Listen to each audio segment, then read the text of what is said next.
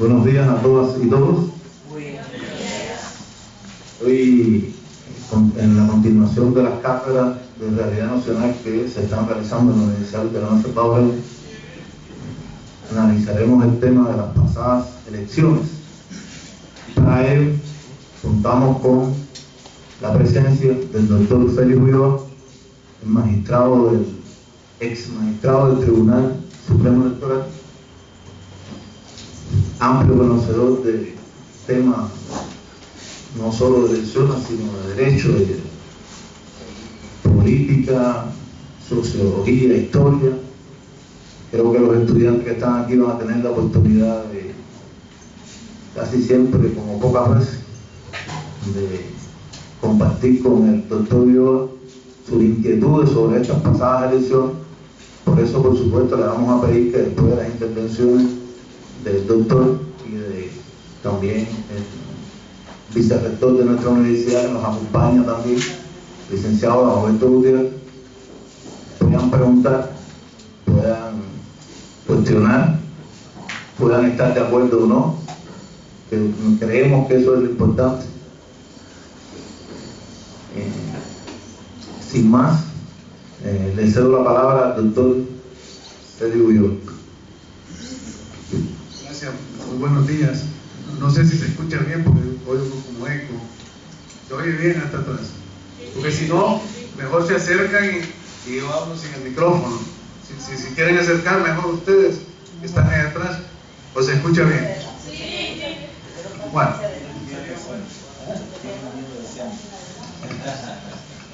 No hay que tener miedo, dice, que se acerquen, hombre. Aquí no.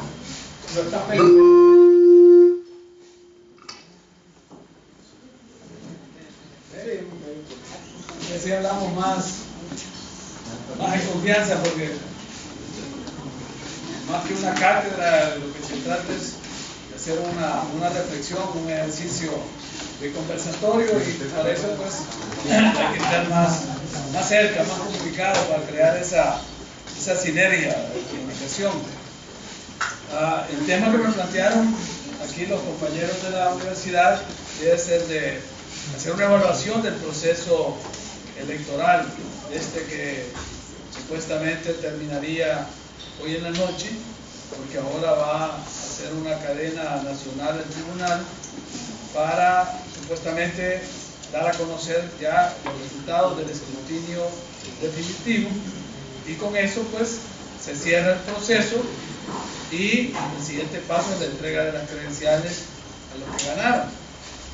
Digo supuestamente porque todavía hay mucha incertidumbre en cuanto a las fases, cómo se ha ido llevando a cabo y desarrollando el proceso eleccionario, y por eso todavía no hay una preclusión definitiva del proceso, que en términos legales, los que estudian Derecho saben que la preclusión de una etapa es el carácter de definitividad, o sea, cuando una etapa termina y ya no se puede realizar la anterior, sino que hay que continuar. La siguiente etapa es la entrega de credenciales a los que ganaron, y en ese ínterin están los recursos que pueden presentar los partidos políticos para conformarse con lo que el tribunal dijo o impugnar algunos de los resultados. Así que todavía no podemos hacer una evaluación definitiva del proceso porque está en una fase terminal, pero que aún no se cierra, no hay un cierre oficial del proceso. Sin embargo, sí podemos hablar del mismo, sobre todo del contexto en el que estas elecciones se dieron y en su desarrollo y ejecución por parte de la autoridad electoral. Eso sería un enfoque formal del proceso. Hay otro enfoque y otra lectura que se hace en clave democrática para entender cuáles son no solo los mensajes que el electorado envió cuando se expresó en las urnas, sino cuáles son las consecuencias que estos resultados pueden tener en el desarrollo político del país.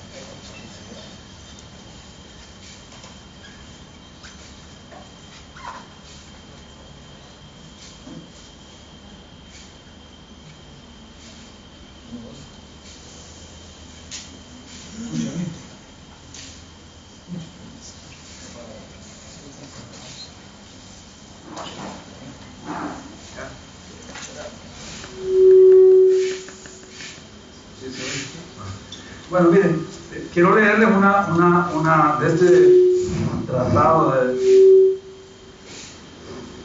Quiero leerles de este tratado de derecho electoral una frase que dice así: la salud de las democracias, cualesquiera que sean su tipo y grado, depende de un mísero detalle técnico del procedimiento electoral.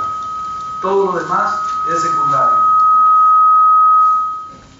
Sin el apoyo de auténtico sufragio, las instituciones democráticas están en el aire. Ortega y Gasset. Ortega y Gasset es un filósofo español que con su pensamiento influyó mucho en los procesos de democratización de muchos países, de muchos estados. Y cuando él nos dice que todo el andamiaje depende de un mísero detalle que son el proceso electoral, nos está poniendo la clave de lo que son, porque dice sin importar qué tipo de democracia, porque todavía no conocemos un concepto de democracia sin adjetivos. Se habla de democracia real, democracia formal, democracia representativa, democracia directa, democracia militar. Incluso hubo una época en que las democracias militares, sobre todo en el periodo de las protodemocracias griegas, era parte de un componente de la isonomía y la ococracia, que era la parte corrupta de la democracia. Todos esos conceptos debemos de tenerlos bastante claros para saber dónde estamos en este momento y cuál es verdaderamente el rol de los procesos electorales en nuestro país. Porque si de algo nos caracterizamos nosotros, sobre todo en la última mitad del siglo XX en El Salvador, fue el no creer en las elecciones como componente de la democracia, ni siquiera de la democracia formal, porque había elecciones periódicas. Durante la época de la dictadura militar hubieron elecciones periódicamente, y no solo en nuestro país, en toda la región. Y hablamos de ese periodo, para no irnos tan atrás, porque es el periodo de la posguerra, o sea, cuando se define a través de los resultados de la Segunda Guerra Mundial los dos bloques en el mundo, es decir, el bloque soviético encabezado por la Unión Soviética y los países que formaban parte pues del Pacto de Varsovia, del Comecon y toda esa organización que se dio en esta parte del mundo, y las democracias liberales occidentales lideradas por Estados Unidos. Y a partir de ahí una conformación que se debe llamar la Guerra Fría, en la cual la división del mundo y el respeto por una política que se llamó la coexistencia pacífica, que los Estados Unidos no iban a intervenir en la zona de influencia de la Unión Soviética, ni los soviéticos iban a incidir en los países que estaban en la órbita de influencia de los Estados Unidos. Y bajo ese esquema de coexistencia pacífica había pues que administrarnos las democracias insuficientes y limitadas que teníamos en esta región del mundo, hasta que un grupo de revolucionarios en Cuba se les ocurrió no respetar este acuerdo y desde la Sierra Maestra encabezaron una lucha que terminó con el triunfo de la revolución en 1959. Y a partir de ahí cundió el ejemplo en el resto del país y se dio la posibilidad de derrotar los regímenes dictatoriales militares, que eran lo que se sostenía el modelo que implementaba los Estados Unidos, y a partir de ahí pues empezó una serie de movimientos revolucionarios armados en América Latina que desafortunadamente no pudieron repetirse porque no eran las mismas condiciones que en la Cuba de los años 50, lo que sucedía en el resto de países de la América Latina. Y además la reacción de los Estados Unidos fue inmediatamente también no solo de combatir los movimientos insurgentes, sino también atacar los problemas que generaban la desigualdad con proyectos como la Alianza para el Progreso. Pero definitivamente habían elecciones y había quienes decían que las elecciones no eran solución, y en nuestro país eso lo pudimos ver concretamente en 1970, cuando del Partido Comunista se separó su secretario general, que era Cayetano Carpio, se salió, formó las Fuerzas Populares de Liberación, la FPL, y en 1972 se crea el fraude electoral que la Unión Nacional Opositora, con la candidatura de Napoleón Duarte y Guillermo Hugo, ganó las elecciones y no se le reconoció. Se volvió a hacer ese ensayo en 1977, otra vez la UNO vuelve a ganar las elecciones, se le vuelve a negar el triunfo, y aquellos grupos armados, que ya para esa época no solo estaban las FPL, porque había surgido el DRP en 1972, y en un proceso dialéctico de contradicciones, el DRP se parte y aparece la Resistencia Nacional en 1975.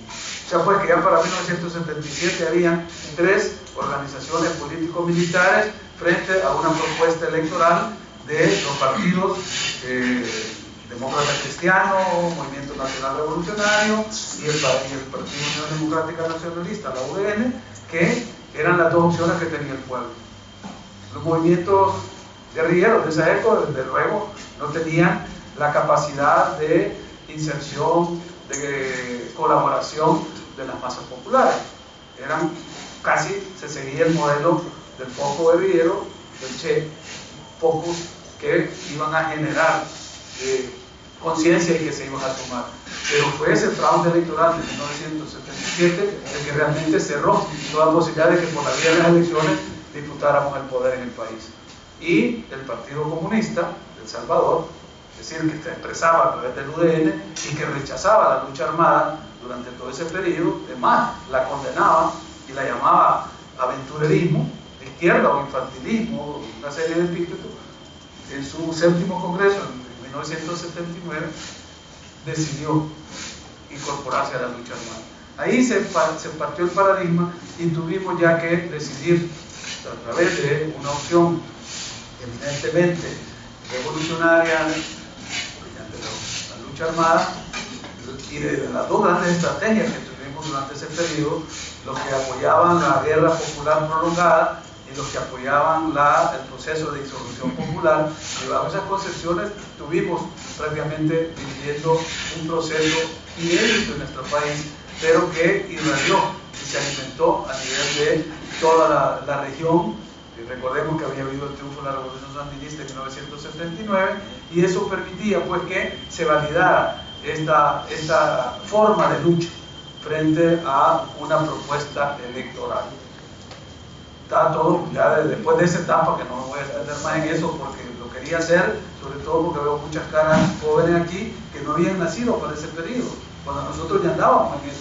Bueno, ya Roberto había sido diputado de la UDN, a mí me había ya dado mi par de culatazos a la Guardia en 1972 porque era pues, vigilante de la UNO y en mi pueblo, en Chinameca. Cuando quise entrar a la alcaldía, que se iban a contar los votos, el guardia me dijo, no puede entrar, y yo le enseñé mi credencial, yo soy de la UNO, y un culatazo fue la respuesta. Es decir, esos eran los esquemas en los que se hacían las elecciones en ese periodo.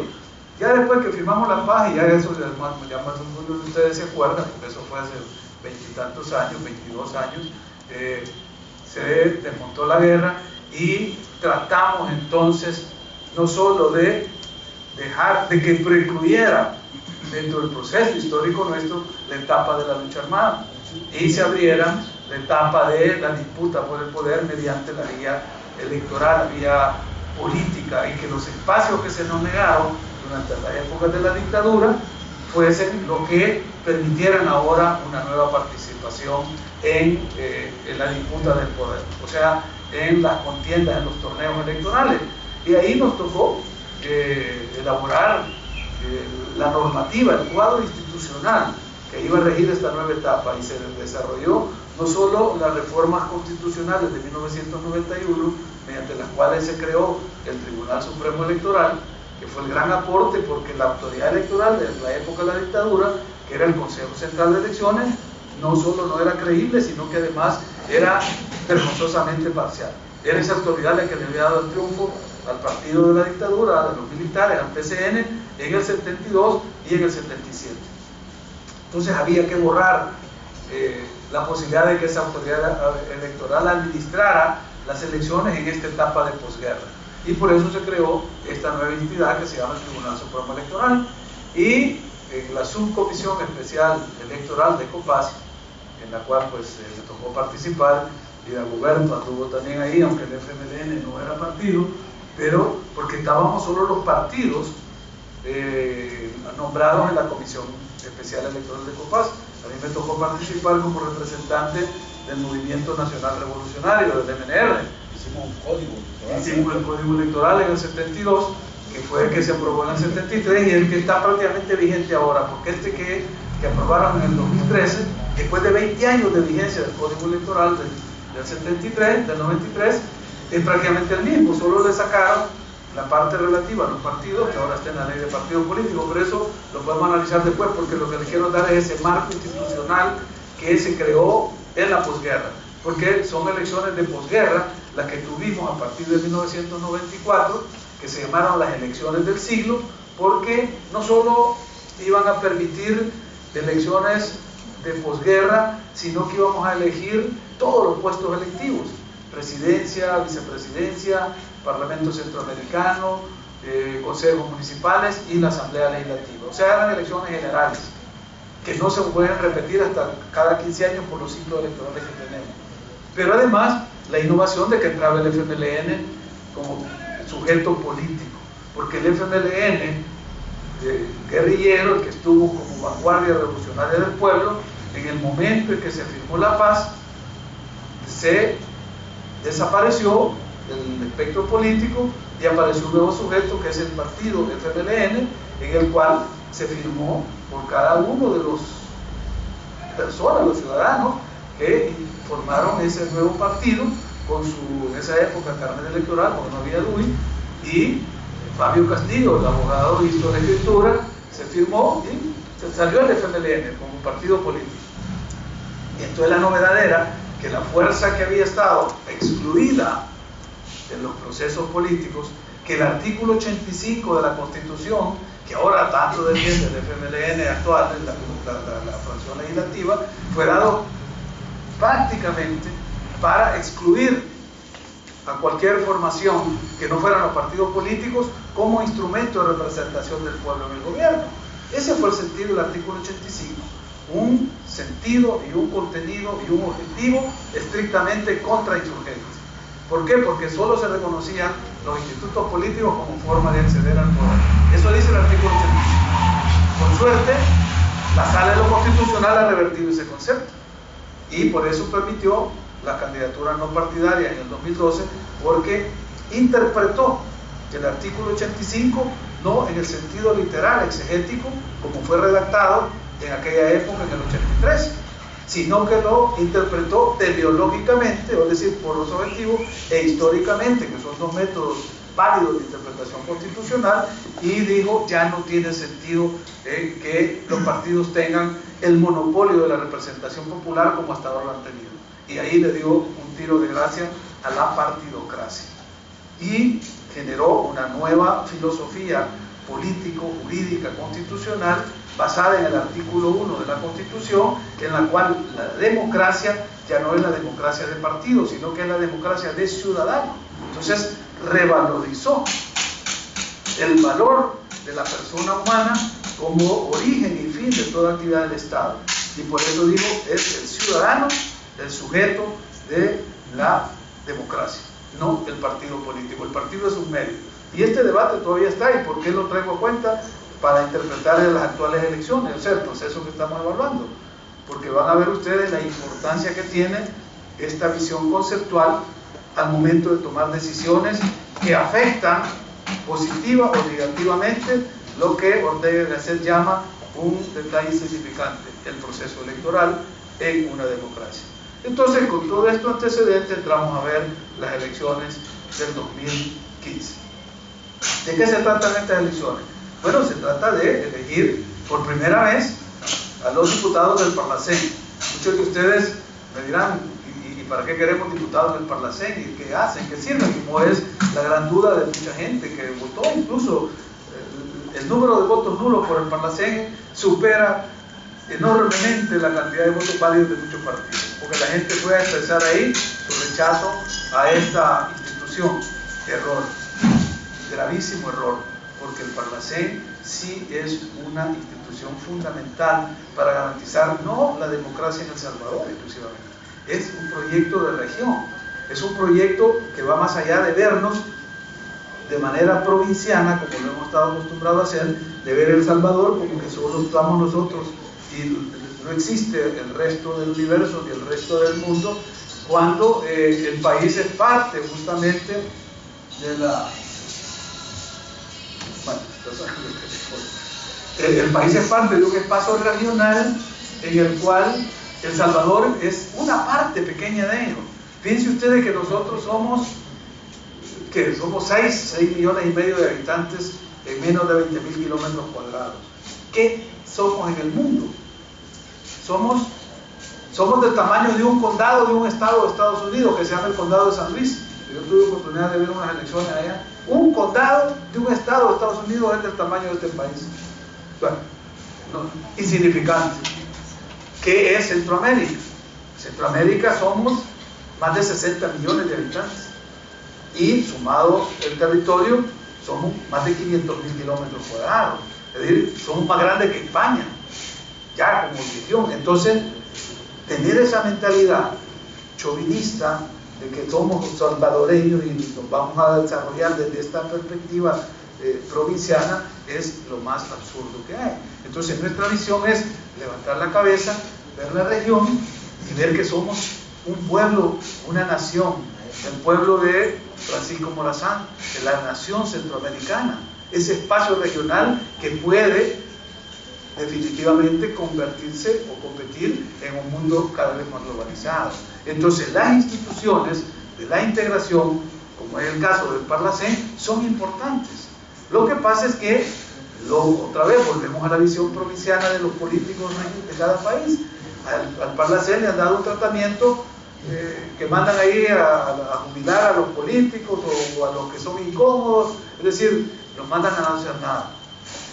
Y los presidentes tienen la culpa, porque la cumbre presidencial, que es uno de los 3 organismos fundamentales del sistema de integración, del SICA, que es el sistema de integración centroamericana, ellos pudieran darle al Parlamento una función mucho más de mayor presencia, la función legislativa, como hace el Parlamento Europeo, que legisla para Europa.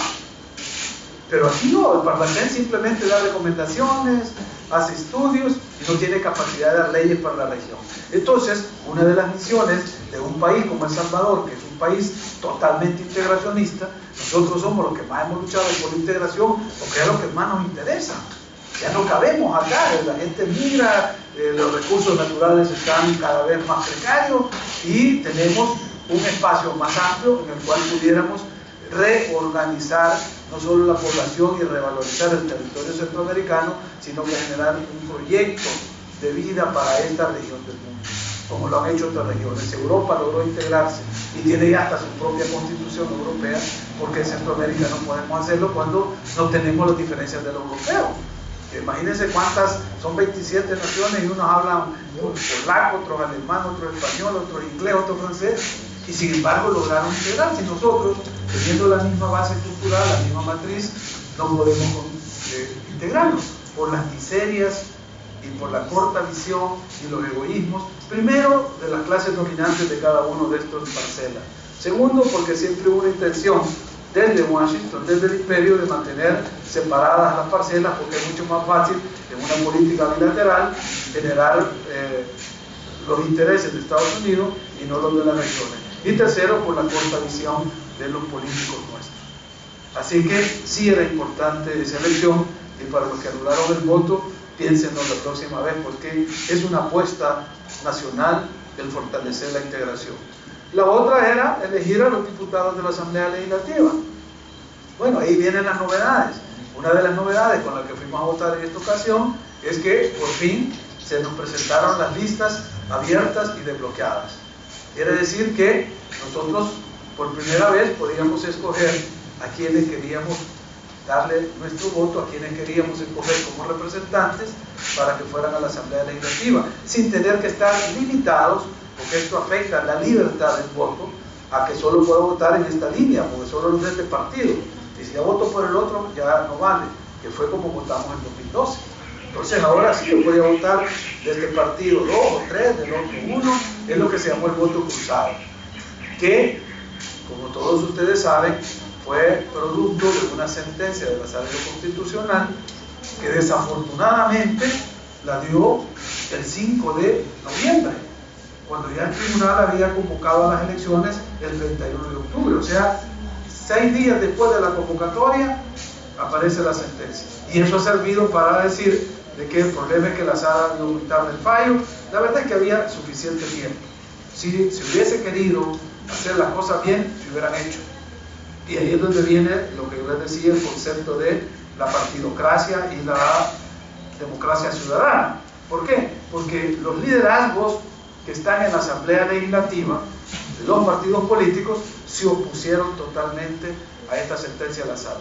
No solo a la del voto cruzado, se opusieron a la que dio el voto por rostro en el 2010, que fue la primera gran batalla que se ganó en la Sala Constitucional, cuando le pedimos a la Sala que nos liberara, porque estábamos así, atados de las manos, y solo íbamos a hacer así, a la lista que nos daba el partido, con una banderita que nos ponía, y no sabíamos quiénes estaban detrás de esa bandera, ni quiénes estábamos eligiendo, porque era el partido, su cúpula, su dirección, la que había establecido el orden. Entonces nosotros íbamos a votar, pero no a elegir. Entonces cuando la Sala dijo de que sí, que había que poner los nombres, los rostros y los nombres de la gente que estaba ahí, para que el ciudadano escogiera, es como nos liberaron una mano, o sea, nos soltaron una mano, y con esa fuimos a marcar el 2012. Pero todavía teníamos atada la otra mano, que es la sentencia que permitió con el voto cruzado devolvernos la libertad, la soberanía, porque el artículo 83 de la Constitución dice que la soberanía reside en el pueblo somos nosotros. ¿Y cómo le ejercemos la soberanía? ¿Cuál es ese concepto que es muy abstracto, que tiene todo un debate desde el siglo XVII, desde Rousseau, desde la visión de que la soberanía no se puede transmitir ni se puede representar, la visión de los ingleses, de Locke, de que la soberanía en el pueblo se puede ejercer mediante elecciones, y es todo un debate filosófico, pero que al final, traducido en términos prácticos nuestros, la soberanía nuestra, que es soberanía popular, es la que tiene cada ciudadano el día de la elección, cuando va y elige a sus gobernantes y a sus representantes, por el modelo de soberanía de democracia representativa que tenemos. Entonces, eso, que era un elemento básico, y que no solo está en la Constitución nuestra, sino que viene del artículo 21 de la Declaración Universal de Derechos Humanos, o sea, pues que se asume como un derecho humano fundamental el poder elegir en procesos periódicos y libres de elecciones a los representantes y gobernantes. Así lo dice la Declaración Universal de Derechos Humanos. Pues era el derecho humano el que el pueblo salvadoreño tenía limitado. Y las dos sentencias de la Sala nos permitieron romper esas cadenas y que fuésemos ahora como sujetos y no objetos de la política, y en ese sentido fuéramos a votar. Claro, al haber estado tanto tiempo encadenados durante décadas, siglos, pues de repente le abren las manos a uno, pero no tiene el ejercicio, no ha tenido la práctica. Entonces, este primer ejercicio no ha sido el mejor, ¿verdad? Mucha gente no entendía que era voto cruzado, pero a pesar de eso, fíjense que los votos nulos son mucho menos que los de la última elección. O sea que la gente que decidió votar cruzado lo hizo correctamente. Hay mucho menos, la mitad de los votos nulos que los del 2012. Eso habla bien de que del electorado. De lo que habla mal es de los que contaron los votos. ¿Y por qué? Y ahí es donde viene la explicación de que toda la conspiración que hubo para hacer fracasar el voto cruzado empezó desde que la Asamblea Legislativa no pudo legislar. Le dio un mes, pasaron un mes ahí en la Asamblea discutiendo, y al final no llegaron a ningún acuerdo. ¿Y qué hicieron? Pasarle la pelota al Tribunal Supremo Electoral, que tampoco estaba preparado, no obstante que ya sabía de que en la Asamblea no iba a haber acuerdo, y ellos debían de haber tenido ya preparado eso, pero se tardaron casi otro mes, 3 semanas. Hasta el 26 de diciembre lograron establecer cómo se iban a contar los votos. Y después de eso, pasaron otro tiempo para poder hacer los formularios, y luego los instructivos, y luego capacitar a la JRB, que eran las que iban a llenar toda esa papelera. Entonces todo eso era responsabilidad de la Sala. En parte, porque si la sentencia lo hubiera dado en junio, julio, en agosto, a lo mejor hubiera habido más tiempo. O si hubiera dicho, no, miren, que no se aplique el voto cruzado en el 2015, sino hasta el 2018. Entonces, bueno, hubiéramos tenido 3 años. Pero yo les aseguro que lo mismo que pasó con 4 meses antes, hubiera pasado con 3 años antes. Hubiera habido el mismo chapandoco y lo hubieran hecho fracasar en el 2018. Así es que no se trata de un problema de tiempo, Se trata de un problema de voluntades. Es cuál era la voluntad, si se quería hacer triunfar o que tuviera éxito un proyecto o que fracasara. Ese es el fin de la lectura. Y la tendencia era a que fracasara. Y lo hicieron todos los partidos. Porque a todos los partidos no les convenía de que se escogiera a las personas que el electorado quería. Hubo un partido que incluso prohibió a sus candidatos a hacer campaña. Y esta es la línea del partido y se vota por bandera y punto. Hay ese elemento del voto por bandera que viene a ser un distorsionador del voto cruzado. Porque en Honduras, que tienen el voto cruzado desde hace más de 10 años, 3 elecciones han hecho con el voto cruzado y no se equivocan. Y no hay estos atrasos. Y a las 8 de la noche ya se sabe cómo está el Congreso, porque no hay bandera allá. La bandera es un elemento distorsionador del voto cruzado. Y lo saben los partidos. Y por eso la metieron y por eso la sostienen. Porque desde el 2010, que salió la sentencia, cuando se aprobó lo de los candidatos no partidarios, mediante el decreto 555, que también presenté otra demanda de inconstitucionalidad contra ese decreto, porque generaba condiciones imposibles de cumplir para los candidatos y no partidarios. Desde entonces dije, la bandera no es una opción de voto, porque vuelve otra vez a las listas bloqueadas y cerradas, si se acepta otra vez la bandera. Desgraciadamente la sala ahí no comparte conmigo ese criterio, porque yo alego de que se está violentando el carácter directo del voto. O sea, si yo voto por una bandera, ya no estoy votando por por Juan, por María, por Miguel. Estoy votando por una bandera. Eso no puede ser una opción directa. Pero la sala dice que no, que el voto indirecto es el que se hace en Estados Unidos, donde uno va a votar por el presidente de la República y no sale electo el que gana, porque lo que se eligen son colegios electorales que son los que son compromisarios y ellos van a elegir al presidente. En Estados Unidos el colegio electoral es el que elige al presidente, no son los ciudadanos. Ahí dice que ese voto es indirecto, pero en El Salvador no, votar por bandera es una opción. Mientras la sala siga manteniendo esa tesis, vamos a seguir teniendo esta distorsión en el sistema de voto cruzado. Pero bueno, esas son batallas que vienen para el futuro, para seguir profundizando la democracia. El tema está que con esta innovación del voto cruzado tuvimos todos estos contratiempos que ustedes conocen mejor que yo, los han visto en los medios, en los periódicos, y que al día de hoy todavía pues no hay resultados firmes, oficiales, por la demora que ha habido en hacer el escrutinio y el recuento de los votos. Finalmente, el otro tema era el tema de la elección de los consejos municipales. También era otra novedad, porque por primera vez íbamos a elegir consejos plurales. Este concepto de consejos plurales, Roberto se debe recordar, porque esto lo discutimos ahí en la Comisión Electoral de COPAS, y la propuesta, la que yo llevé, era que los consejos municipales fueran proporcionales, o sea que cada partido tuviera los concejales que ganaba según los votos que sacaba. La proporcionalidad, que es lo más democrático que hay. Pero toda la gente dijo, no, es que venimos de la guerra, acabamos de firmar la paz, eso fue el 92 que estábamos discutiendo eso. Y si hay gente de varios partidos, va a ser un chapandongo, no van a poner de acuerdo y no va a funcionar el consejo municipal. Entonces no es tiempo, están muy prematuros los consejos proporcionales.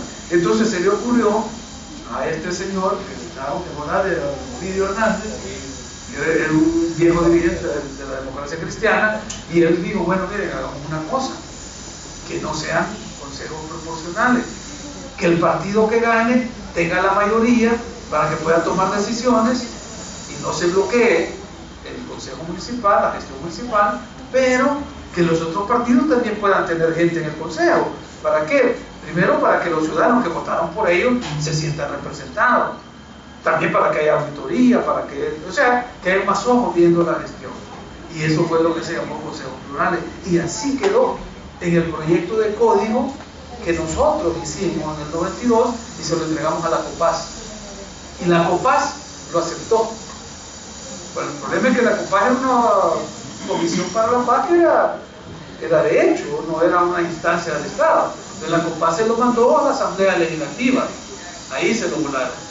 Ahí se volaron los consejos plurales y después la Asamblea Legislativa mandó el código al presidente de la República para la sanción, y todavía ya le metieron, crearon una cosa que se llamaba las franjas que eran periodos en los cuales puede ser propaganda. Estaba Cristiani el presidente, y ya vino ese código que después las franjas pues se eliminaron porque protestaron los dueños de los medios de comunicación, porque solo se podía hacer propaganda de 6 a 8 de la mañana, de 12 a 2 de la tarde y de 6 a 8 de la noche. Esa era la franja. Lo demás no se podía hacer propaganda, o sea que era el beneficio de ciudadanos, pero los negocios de los grandes medios dijeron, esto nos limita el tiempo aire que compran los partidos. Entonces hicieron una batalla y lograron eliminar las franjas. Pero volviendo al tema de los consejos, ahí se eliminaron los consejos y han tenido que pasar 20 años para que los viéramos en esta elección del 2015. ¿Y saben por qué lo vimos? Porque se decidió meter a la Sala de lo Constitucional una demanda contra la Asamblea Legislativa por no legislar. Fíjense bien, una demanda de inconstitucionalidad por no legislar, no por una legislación inconstitucional, sino por no hacer la norma que garantice mi derecho constitucional. Son dos demandas en ese sentido: una, lo de los consejos plurales, y dos, la del voto en el exterior. Porque en los dos casos la asamblea ahí archivaba cada vez que llevaba piezas de correspondencia, todos sí, estamos de acuerdo, y las archivaba, nunca las procesaba. A mí me tocó ir 3 o 4 veces con gente que vino de la diáspora, de Estados Unidos, de Canadá, y llevamos las piezas de correspondencia y las propuestas, y bajaban los diputados, se tomaban la foto, que todos iban a apoyarla, y la archivaban. Entonces hubo que meter la demanda a la sala, y que la sala ordenara a la asamblea, y la asamblea en el periodo que tenía que rendir el informe, que son 10 días, dio las dos legislaciones, tanto la del voto en el exterior como en los consejos plurales. O sea que si no hubiera sido porque la sala admite la demanda, no hubieran habido ninguna de las dos cosas, ni voto del exterior ni consejo plural. O sea pues que todas estas reformas que hemos visto han sido a golpe de sala. O sea, ha sido porque la sala de lo constitucional ha tenido que intervenir, y no por iniciativa de los partidos, y no por iniciativa de los diputados, y no por falta de iniciativa ciudadana, porque ahí están. Una vez conté yo 54 iniciativas que se habían presentado, incluyendo algunas mías, que estaban guardadas ahí las tenían archivadas. Hubo que ir a la sala para que estas cosas se vieran. Entonces esa es una de las grandes lecturas y las grandes conclusiones en este proceso. Las innovaciones que tuvimos, las dos innovaciones grandes, el voto cruzado más los consejos plurales, son gracias a la intervención de la Sala de lo Constitucional. Para finalizar, porque no quiero extenderme, creo que ya me pasé 5 minutos, la gran conclusión al momento actual de evaluar lo que ha sucedido, sin que todavía estén dados los resultados oficiales, pero por suerte en los consejos municipales, que era lo más fácil porque ahí todavía se sigue votando por banderas, entonces se contó muy rápido eso. Bueno, ustedes vieron que fue salado a las 1 de la mañana, ya estaba felicitando a Miguel Pereira en San Miguel, que ya sabía que había perdido Will. O sea que eso rápido se conocieron los resultados, porque se contaron las banderas. Esperemos que en la asignación de las listas, la lista B, porque son 2 listas las que se inscriben, en la integración que se va a hacer en el tribunal, se haga respetando el principio de proporcionalidad, porque ahí sí está establecido que proporcionalmente se van a integrar los consejos. Mi proyección y mi pronóstico es que no van a ser tan plurales los consejos. Van a quedar los 2 partidos mayoritarios. Donde ganó Arena, el Frente va a meter su lista B de concejales. Y donde ganó el Frente, Arena va a poder meter su lista B de concejales. Entonces van a ser consejos bipartidistas, más que plurales. Por eso es que hay que corregir, porque eso de consejos plurales fue una solución de posguerra que dio Ovidio Hernández en el 72, en el 92. Entonces no la podemos estar validando en el año 15 del siglo XXI. Esto viene del siglo pasado. Es decir, tenemos que tener una mentalidad más abierta para ver qué es lo que conviene para fortalecer la democracia en el país. Y finalmente, como lecciones aprendidas de este proceso, poder identificar cuáles han sido las grandes fallas que se han tenido. Fallas en la transmisión de resultados, ese es un problema tecnológico. Ese es un problema que debería de ocuparnos un minuto de pensamiento, porque eso ya se hace automáticamente. El problema es que aquí hubieron decisiones políticas y financieras de dinero de a qué empresa se le daba el contrato. Si se le daba a la Indra, que es la que lo había hecho siempre, que eran 7 millones de dólares y que le iba a dar comisiones a ciertos funcionarios, y otros que no querían, y bueno, por una pelea de intereses mezquinos de esa naturaleza, es que estamos metidos en un problema que casi lleva a una insurrección cuando la gente no sabía resultados. Entonces hay que resolver los problemas técnicos. Pero hay otros problemas más de fondo que se necesita entrar en este periodo que nos falta del 2015 al 2018, son ya 3 años, decimos, pero ya no son 3 años, ya son como 35 meses lo que queda para la próxima elección. Hay que hacer un esfuerzo por generar un proceso de reformas electorales que nos permita corregir los errores actuales, lo que hemos visto, pero también avanzar más en democracia. Corregir los errores actuales es fácil. ¿Por qué? Porque ya los tenemos identificados. Avanzar en democracia es más difícil. ¿Por qué? Porque va a haber siempre el mismo temor de las fuerzas retrógradas, retardatarias, reaccionarias que están en la Asamblea Legislativa. Mucha gente que se presenta con un discurso revolucionario, al momento de decidir, de votar, son los más reaccionarios. Muchos de los vicios que denunciamos durante la época de la dictadura, durante la época de los fraudes, se están reeditando ahora. Entonces, ¿cuál era el compromiso con el cambio y con la democracia? Si en la práctica estamos haciendo y repitiendo los mismos vicios que hicieron los partidos corruptos del pasado. Entonces el compromiso, y eso queda ya no en manos de ellos, porque ellos no lo van a hacer, es en manos nuestras, en función de nuestras opiniones, de nuestras acciones, de nuestras propuestas, hacer avanzar un poco más esta democracia. Yo identifico 3 grandes áreas para este periodo y para avanzar un poco más en democracia. La primera es la creación de los distritos electorales. No podemos seguir eligiendo a los representantes, o sea, los que van a la Asamblea Legislativa, en función de la división territorial del país. ¿Saben ustedes cuándo se hizo la división territorial de El Salvador? ¿Cuándo se crearon los 14 departamentos? Son una reforma administrativa de casi hace 2 siglos, finales del siglo XVIII, principios del siglo XIX. Y eso es lo que nos sirve ahora en el siglo XXI para definir cuántos diputados van y cómo van. Es absurdo. Pero no solo es absurdo, es inconstitucional. Porque el artículo 79 de la Constitución dice que el sistema electoral tiene como base la población. O sea, pues que es en función de la población que tenemos que decidir cuántos diputados se van a elegir y de dónde van a salir. No es que hay 3 de Morazán, 3 de La Unión y 3 de San Vicente. ¿Y eso a cuenta de qué? Si la gente no es la misma la que vive en otros departamentos. Entonces, ¿de dónde hay que sacar la representación para la Asamblea? De la población. De la población. Y eso no es difícil.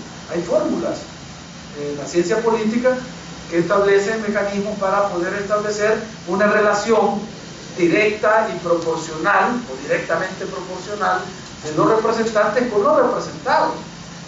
Ahorita, si ustedes dividen la población, en el último censo creo que éramos 5.8 millones, pongamos que somos 6 millones, los dividimos entre 84 diputados, ¿cuántos salvadoreños representa cada diputado? 70 y pico mil. Entonces, ¿es justo eso o deberían de ser más? Un diputado debería representar 100.000 habitantes. Si fuera así, solo habrían 60 diputados, si somos 6 millones, ¿ya? 100.000 por diputado. Pero no, ni les interesa eso. ¿Por qué? Porque esos 84 que están ahora, también fue una ficción que se hizo, porque antes eran solamente 64. Y en una decisión, igual de reparto, como se hacen en las mesas de juego, ahí entre los jugadores, dijeron, bueno, hay que subir 20 y crearon la plancha nacional. Y ahí en la plancha nacional iban los secretarios generales de los partidos. ¿Por qué? Porque muchos de los votos que no se convertían en escaños en los departamentos, ellos lo quisieron recoger a nivel nacional y crearon la plancha. Entonces, la plancha nacional, 20 diputados más los 54, los 64, son los 84 que hay ahora. Pero en una sentencia de la sala, en el año 2002, en mayo del 2002, la sala declaró inconstitucional la plancha. Entonces, ¿saben qué es lo que hicieron ellos? En vez de mandar a su casa esos 20 diputados, los repartieron en los departamentos. Y antes en San Miguel solo se elegían 5 diputados, hoy se eligen 6. En La Libertad solo se elegían 7, hoy se eligen 10. O sea, lo fueron repartiendo en los departamentos. ¿Para qué? Para quedar siempre los 34. Entonces, ¿hay o no hay visión del país cuando se toman estas decisiones? ¿O hay más visión de partido, de intereses para seguir ahí? Bueno, si no, miren pues la propuesta de ayer o de antier, que el elemento debería los PPI, o sea, guardaespaldas a los diputados que ya salieron de la prisión, como si estuviéramos en periodo de urgencia. Es decir, hay una visión demasiado utilitarista de los recursos del pueblo y sobre todo en la Asamblea Legislativa. Esas cosas hay que corregirlas, y los distritos electorales serían una forma no solo moderna y democrática para asegurar la representación, sino que además constitucional. Estaríamos cumpliendo lo que dice el artículo 79 de la Constitución, y los distritos, para no violentar el mismo artículo 79, porque muchos piensan de que cuando yo hablo de distrito electoral estoy pensando un diputado por distrito. Ese es un sistema que funciona, y es el que funciona en Estados Unidos, por ejemplo, pero eso no funciona aquí, porque allá se llama sistema mayoritario, y aquí la Constitución desde 1963, cuando era presidente del coronel Julio Alberto Rivera, se introdujo el sistema de representación proporcional.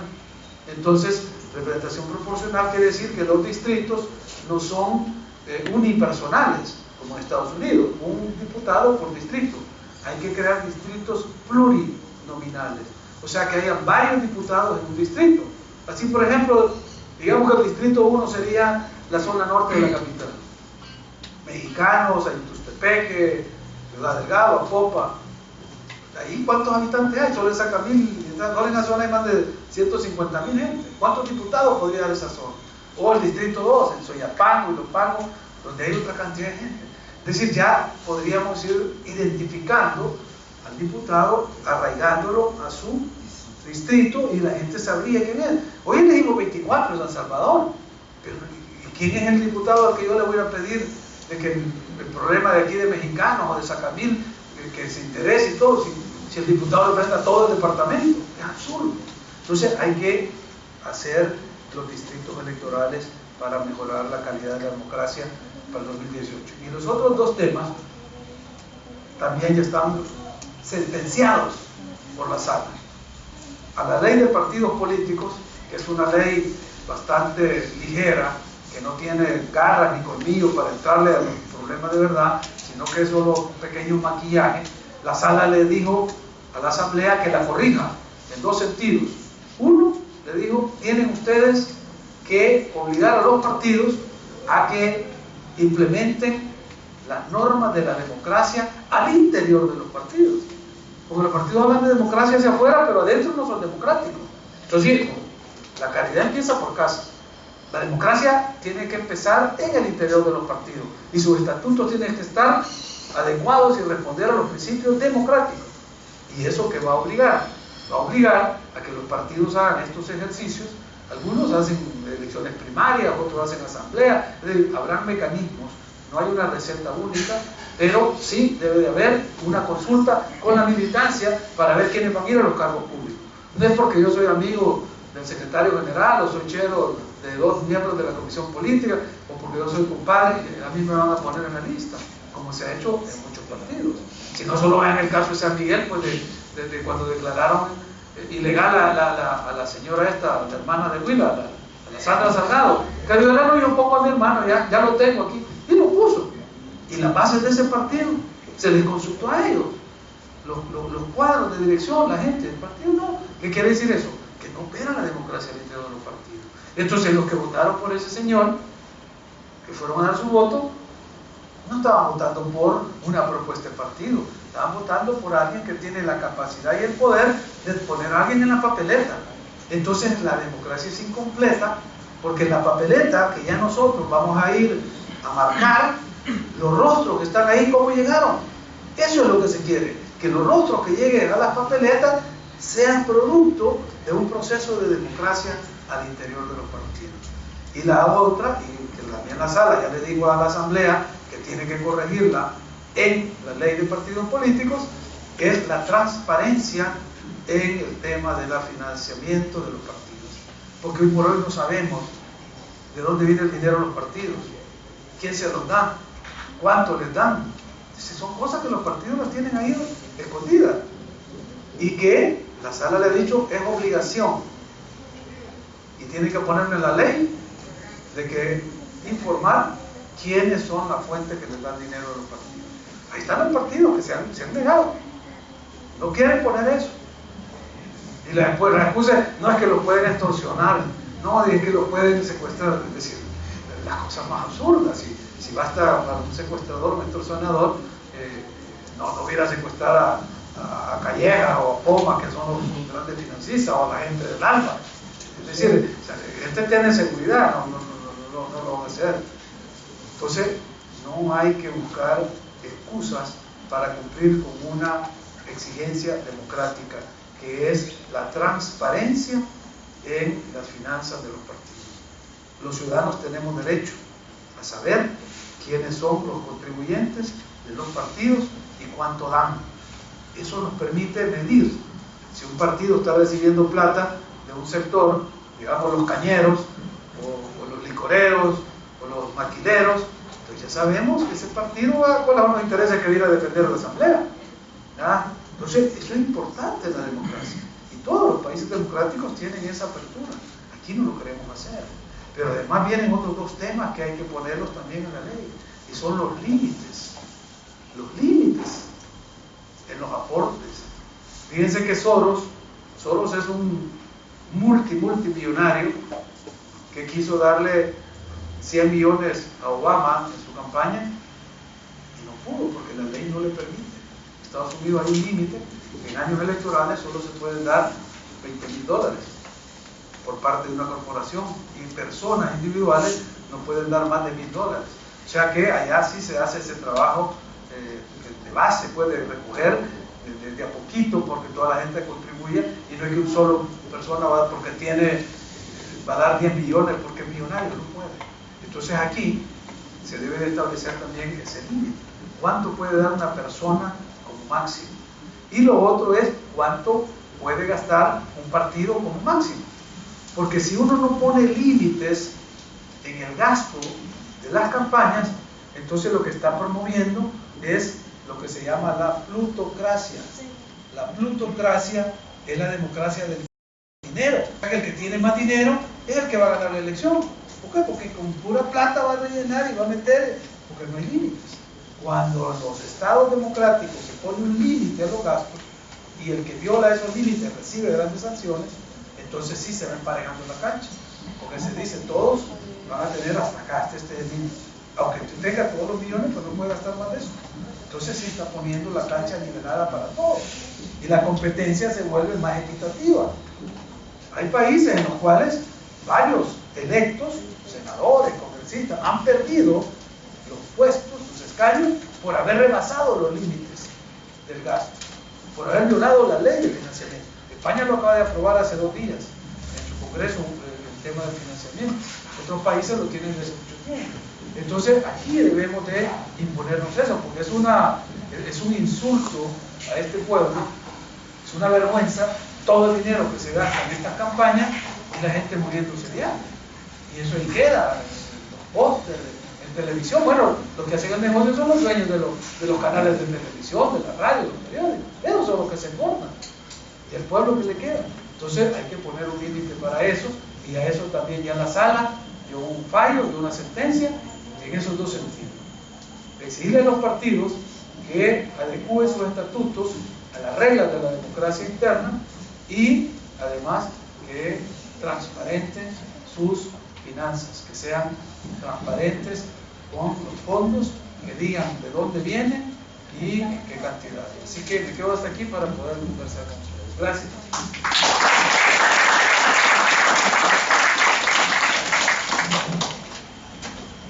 Pasamos a la parte de preguntas y respuestas, pero primeramente le vamos a dar la palabra a licenciado Roberto.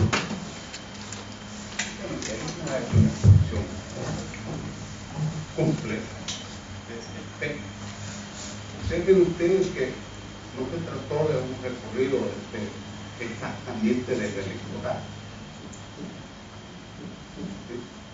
Porque en realidad se trata de buscar las contradicciones. Y las contradicciones no son las diferencias. Las diferencias uno las mira, son externas. Uno es gordo, el otro es delgado. Uno es negrito, el otro es chelito. Uno es pelo liso y el otro es color. Las contradicciones no. Las contradicciones son internas. Dos, son enfrentamientos constantes. Tres, define la transformación. Pero uno no mira la contradicción. Uno mira las diferencias. Este es el problema con la contradicción interna. Hay un enfrentamiento interno. Hay un enfrentamiento constante. Y esas contradicciones definen una unidad, una sociedad. ¿Cuál es la contradicción que se está moviendo en este momento en nuestro país? ¿Es la contradicción entre Arena y FMLN? Usted puede equivocar y pensar que esa es la contradicción. Pero ocurre que nunca habían estado tan cerca estos dos partidos. De la mano. Claro. Bien de la mano.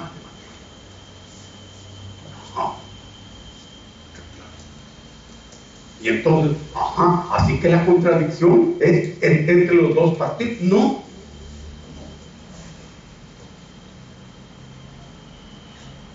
Ellos están de la mano.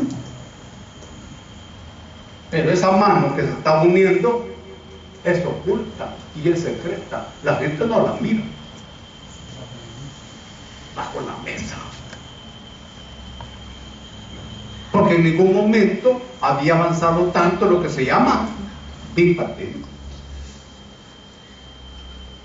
lo cual es peligroso para la sociedad, porque si dos partidos grandes se ponen de acuerdo, aquí no cambia nada por siglos.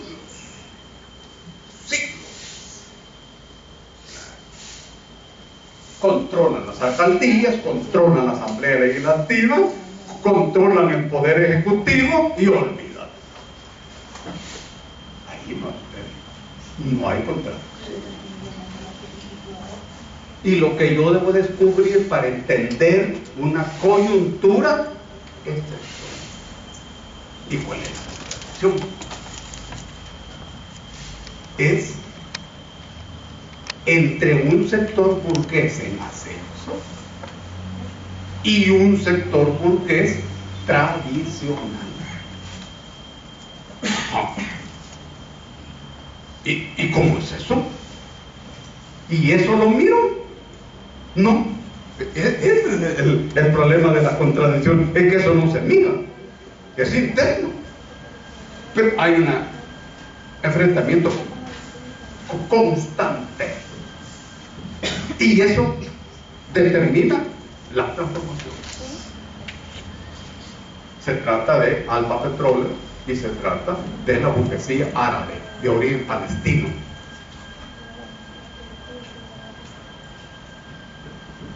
Y la burguesía tradicional. Estamos hablando de Ricardo Poma, Ricardo Simán, Grit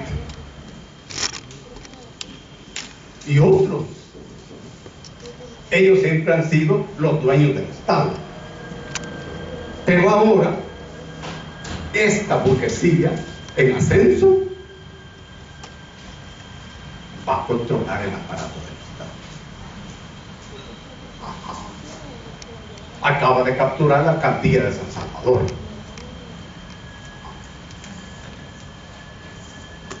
ganó en San Salvador.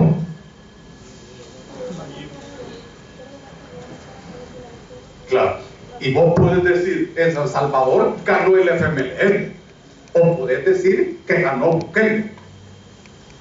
Es que son cosas diferentes, ¿verdad? Si vos decís que ganó el FMLN, no estás diciendo nada, nada.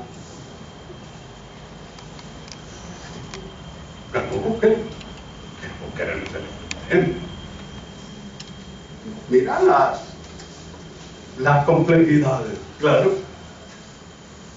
¿Y Bukele tiene alianza con el FMLN? No.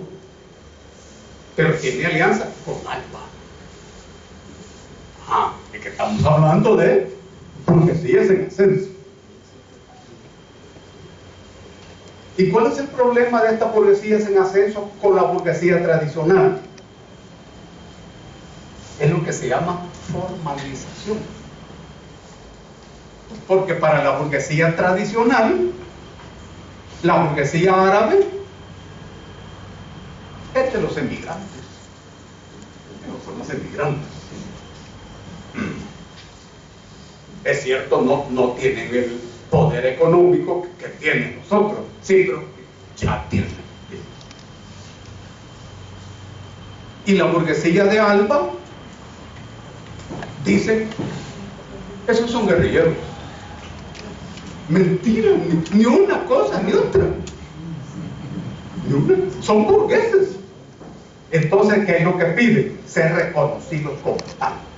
Que se formalice.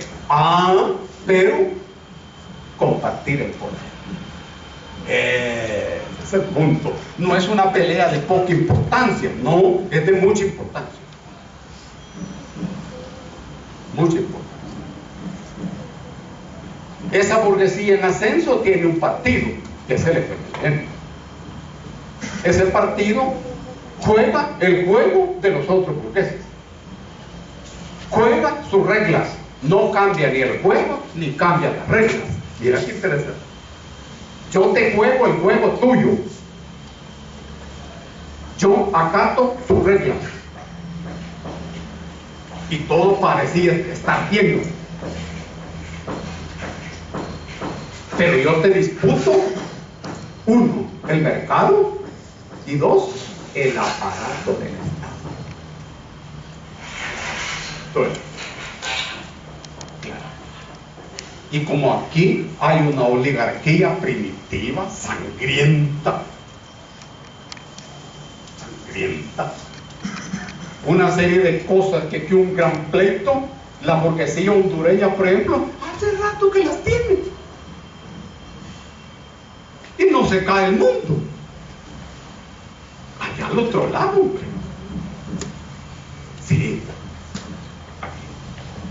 Y esos términos que parecen tan elementales, no se. Esa es la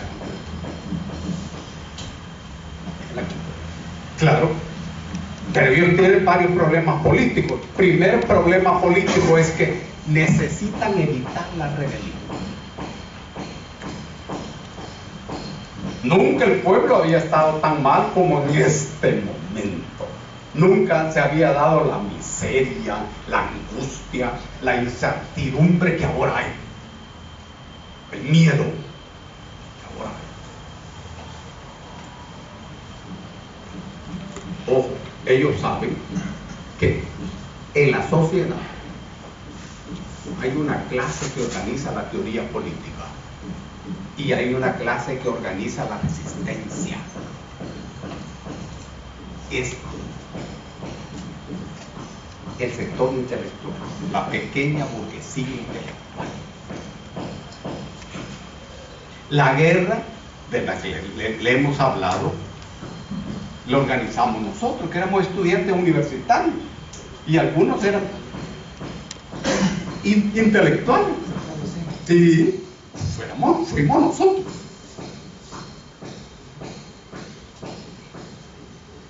Una guerra de 20 años.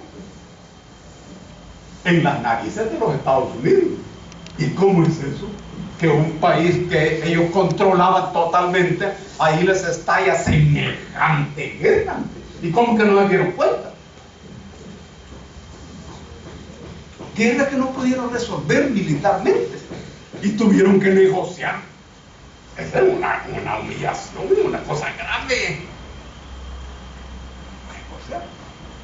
En los momentos que ellos eran los dueños del mundo, se derrumba la Unión Soviética y ellos estaban equivocados. Ellos pensaban que cuando se derrumba la Unión Soviética ellos eran los dueños del mundo, pero ellos así lo pensaban. Todo el muñeco que hoy funciona debe evitar que haya rebelión. Por eso vos mirás la psicología de la gente aplastada, el sector profesional aplastado, humillado, de tal manera que la gente no tenga condiciones para pensar. Porque la lucha diaria por la vida diaria es tan subyugante, abarcante, que no te da tiempo, hombre. Es que si uno sale de su casa en la mañana pensando que a saber si va a almorzar, y vos tenés tiempo para rebelarte, no, la lucha por la existencia diaria. Claro, ya dijiste que en el pasado ustedes sublevaron. Ahora, ¿quiénes están sublevando? Ese es por un lado, pero el otro, yo no conozco de escuelas políticas efectivas. ¿Qué recomendaciones? Si alguien se quiere meter en política, ¿qué escuela le recomienda? Qué interesante eso. Solo déjenme explicar rápidamente. Ustedes conocieron y conocen los acuerdos de paz. Hay que conocerlos. Un documento importante. Cuando venimos al país y aparecimos ya aquí sin antipasto, todo pelado, después de los acuerdos de paz que se presentó y todo eso, se tomaron 3 acuerdos con los solitarios en secreto.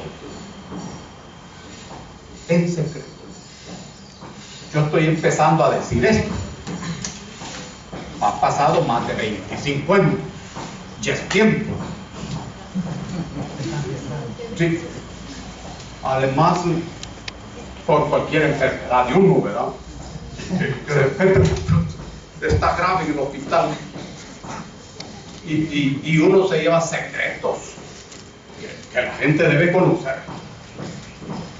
3 acuerdos. 1, se renunció a la posguerra.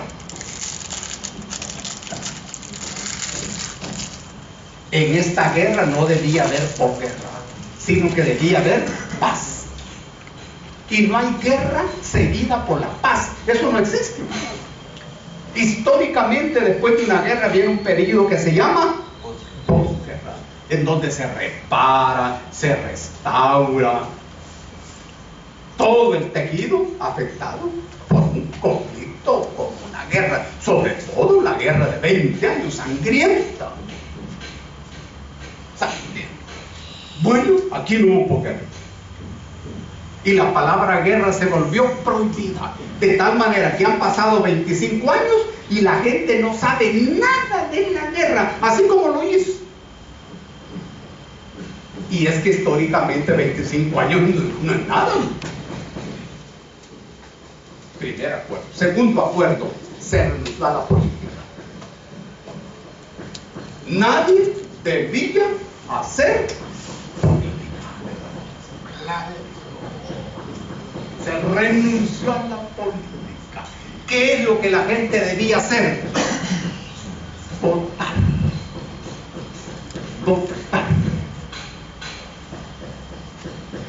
Claro, y la política va mucho más allá que el voto. Claro. Y cuando vos no votás, haces política, ¿sí? Y cuando vos votás, también. Pero la política va más allá que el simple voto. Cuando vos descubrís que comer es un acto de poder. Comer es un hecho político. Entonces se dijo, nadie debe hacer política. El movimiento social desaparece. Desaparece. Si la guerrilla aquí fue un movimiento social. Mira hoy si algo se mueve. Tercer acuerdo, se renunció al poder político. Y se dijo, el poder de los oligarcas está bien, no tenemos dificultad. El poder tradicional está bien, aceptamos ese poder. Pero disputamos el aparato del Estado, las alcaldías, el ejecutivo, los diputados. Miren el acuerdo. Por eso es que cuando vos preguntás, ajá, ¿y la política? Miren la manifestación de ayer. Grafica esto que estamos hablando. Ayer fue una manifestación de suplicantes.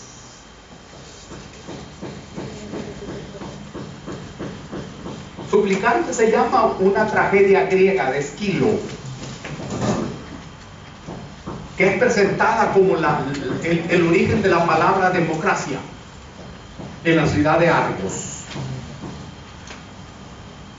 Las Danaides eran miembros de una familia, se casan y en la noche de bodas matan a sus maridos.